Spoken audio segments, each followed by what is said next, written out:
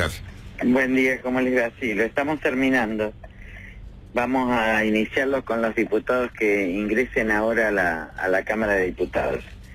Pero efectivamente tenemos toda la documentación, los expedientes, etcétera. ¿Apreme qué era? ¿Qué eran estas famosas gerenciadoras? Eran las intermediadoras que ponía Alderete para el manejo per cápita y donde Alderete cobraba coimas. Claro. Este es el sistema que yo denuncié, interpelé al denuncié al Alderete y mediante un amparo paramos el sistema de gerenciadoras. Esto ya no me acuerdo. Yo me acuerdo que la interpelación, para que ustedes tengan idea, la interpelación fue mi hermano murió en 98, en febrero del 98. Febrero del 98 tuve que enfrentarme yo en ese momento con el señor del PAMI, porque era un escándalo, porque además no se prestaban los servicios, porque estas CCA se quedaban, estas intermediadoras se quedaban con parte de las cápitas, y parte de esas cápitas iban para ellos, pero parte de esas cápitas, en algunos casos me comentaron, yo no tengo pruebas de ellos, de que el dinero incluso se entregaba para el PAMI, o en la propia sede del PAMI, o si no en la estación de servicio que está en la entrada a Rosario. De modo tal que fue uno de los manejos más espurios de la salud pública, y el señor Lorenzetti era justamente socio de APREMA y uno de los diseñadores. El problema es que Lorenzetti además tenía otras sociedades, sobre todo el negocio de los medios, en vinculación, sobre todo uno de los socios, que era este señor Marchi, que ahora preside el Comité de Inversiones, Héctor Daniel Marchi. Sí. Es decir, en ellos eran parte en una sociedad y después se llama Medios de la Región S.A., fundada en julio del 2003. Lorenzetti era parte y también lo era Héctor Marchi. Este señor Marchi además había sido secretario de Hacienda del Intendente. ¿De Obey? No, primero fue secretario del primero del Intendente y después de Obey. Y después de Obey. O sea que es un hombre absolutamente vinculado a los manejos más oscuros del PJ de Rafaela, pero también de los sectores sindicales.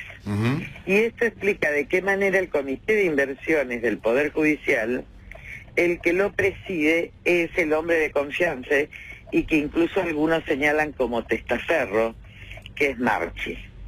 Ese Comité de Inversiones tiene a su cargo un montón de licitaciones. Entre ellas yo leí una que es escandalosa, tengo toda la copia del expediente, que es la de informatización. Pero también está el escándalo de la ciudad de Rosario, donde los miembros el resto de los miembros de ese consejo, sobre todo miembros opositores del Consejo de la Magistratura, se oponen, llamado el negociado de Rosario con la ONAVE, con Debido, de modo tal que esto va explicando de qué manera el proyecto de democratización de justicia le saca ese papel a Lorenzetti, y después Lorenzetti lo que va a pedir es que le devuelvan ese comité de inversiones. Y es ahí donde se adultera la carta. El gobierno le promete devolverle ese manejo, ¿a cambio de qué? A cambio de la adulteración de la carta de los camaristas federales, que pedían por su independencia mayorías simples o calificadas para apoyar o suspender. ¿A cambio de qué?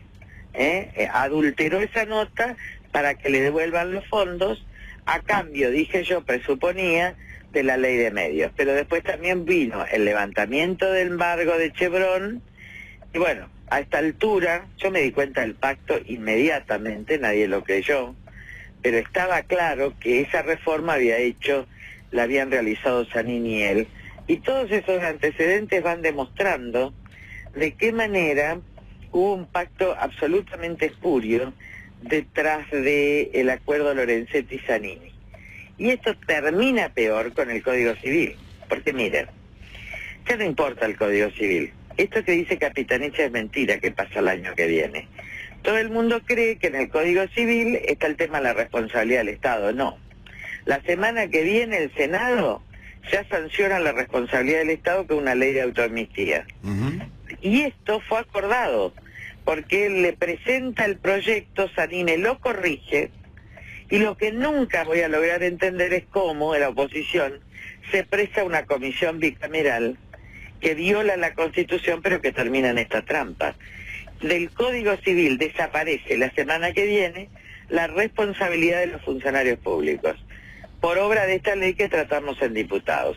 De modo que todo este esquema ha sido una negociación espuria en contra del Estado de Derecho, de la independencia de la justicia, y vemos a este hombre como uno de los personajes realmente más oscuros. Yo esperé, porque si no me tildan de cualquier cosa, pero teníamos el informe perfectamente hecho, con todos los expedientes, con todas las arbitrariedades, con todos los testaferros y con toda su actuación para hacer, y lo presentamos al día siguiente de que salió la ley de medios. Y yo le decía a todo el mundo, miren, este hombre pactó la ley de medios, y hay un momento en que parece darse vuelta, y entonces lleva Echegaray a investigar el departamento de Puerto Madero a nombre de los hijos, y además le caen a Marchi, que todavía tenemos más elementos de Marchi, pero no lo vamos a decir ahora, y entonces Kunkel presenta un proyecto para sacarle de nuevo los recursos, y a mí me dice Kunkel en persona, decirle a Lorenzetti y Carrió que los pactos se cumplen, pacta sunt servanda. Y efectivamente se da vuelta, y 2 semanas antes de las elecciones, 2 semanas, hubo una reunión en la Corte de urgencia, o una semana. Entonces en ese momento dice Lorenzetti que es necesario sacar el fallo antes de las elecciones. Otro de los jueces del tribunal le dice, pero si no hay mayoría, porque ellos lo contaban a Lorenzetti claro, del lado de Carmen Argibay y de, ¿cómo se llama este chico de Córdoba? De Maqueda. Y de Maqueda. No hay mayorías, había 3, 3 y 1. Y entonces ahí Lorenzetti les dice a todos si hay mayoría. Yo soy el cuarto. Carrió, William Gisoy, ¿qué tal? Sí. Volviendo al tema Marchi y los manejos de los presupuestos del Poder Judicial, él es presidente del Comité de Inversiones del Poder Judicial, o sea, maneja toda la plata del Poder Judicial. Lo que usted está dando a entender que cuando el gobierno le devuelve este manejo a Lorenzetti, él lo pide para enriquecerse. Él se está enriqueciendo personalmente con los manejos del presupuesto del Poder Judicial. Yo no puedo decir que se está enriqueciendo, lo que sí puedo decir es que las licitaciones son escandalosas, que se guían por un viejo criterio que es la vieja norma de obra pública, que no tienen controles, que han evitado y han eliminado las auditorías previas, es decir que se trata de negociados. Sí, sí. Ismael. Carrió, Ismael Bermúdez la saluda.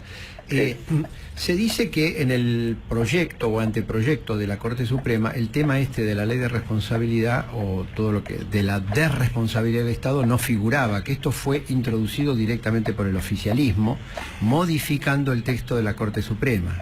De ahí que algunos infieren que cuando llegue el caso, un caso concreto, a la Corte Suprema debería declararlo inconstitucional esta ley que se quiere aprobar los próximos días. Yo estoy de acuerdo, pero ¿saben qué pasa? ¿Usted confía en Lorenzetti? ¿Si yo confío? Pues... No se trata de confiar o no. Yo le estoy relatando cómo fueron los hechos. Cuando Lorenzetti presenta el Código Civil con la señora presidenta del proyecto, ya estaba eliminada la responsabilidad civil. ¿En el anteproyecto? De los funcionarios. Claro, porque el anteproyecto lo tiene Lorenzetti, lo revisa Zanini y elimina. Y dice, no se aplica el Código Civil. Cuando se presenta ese proyecto, Lorenzetti está con la presidenta. Cuando se crea la comisión bicameral, cuando llega a diputados y al Senado, ya está con la eliminación de la responsabilidad. O sea que ya tiene el aval de Lorenzetti y la eliminación de la responsabilidad. Decir que no estoy de acuerdo, pero presentarlo. Yo sí soy la autora de un proyecto. ¿Me entienden? Lo que digo es, yo no presento esto. Y no presento esto porque en realidad le quita lo más importante, que es la responsabilidad del Estado y de los funcionarios públicos. Pero él se prestó a eso. Las fuerzas opositoras, díganme, ¿cómo van a integrar una bicameral si hay Cámara de Origen y Cámara Revisora? ¿Y qué creían? ¿Que no iban a apoyar esto si ellos tenían mayoría en ambas cámaras? Entonces, Carrió, si llegara un caso concreto a la Corte Suprema tendría que excusarse del tema. Porque no, podría declarar inconstitucional. ¿Y por qué En lo va a realidad, declarar inconstitucional si Lorenzetti, según usted, y ya... bueno, depende de cómo pacta. Hay hombres débiles que pueden ser apretados, pero no es el caso de Fay, no es el de Carmen Argibay, no es el del otro. Esta ley, que es una ley de autoamnistía, ¿vieron cuando las dictaduras dictan la autoamnistía para liberarse de los delitos? Esto se llama autoamnistía para el kirchnerismo, porque todo prescribe, toda acción... A ver, para que los que me escuchan entiendan, de acuerdo al 1112, como los funcionarios públicos responden por la culpa y la negligencia, si vos no podés llegar a probar el dolo, podías recuperar todo el dinero por el 1112, sacarle las fortunas a Cristina, a todos.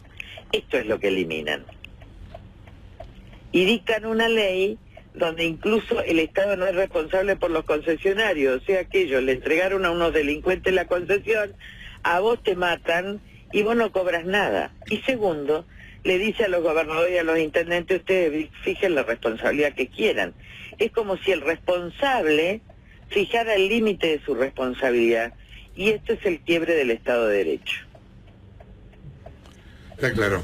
Gracias, Carrió, por la comunicación. Lilita Carrió, quien hablaba, diputada nacional, va a presentar un pedido de juicio político contra Lorenzetti. Nico. Toda esta investigación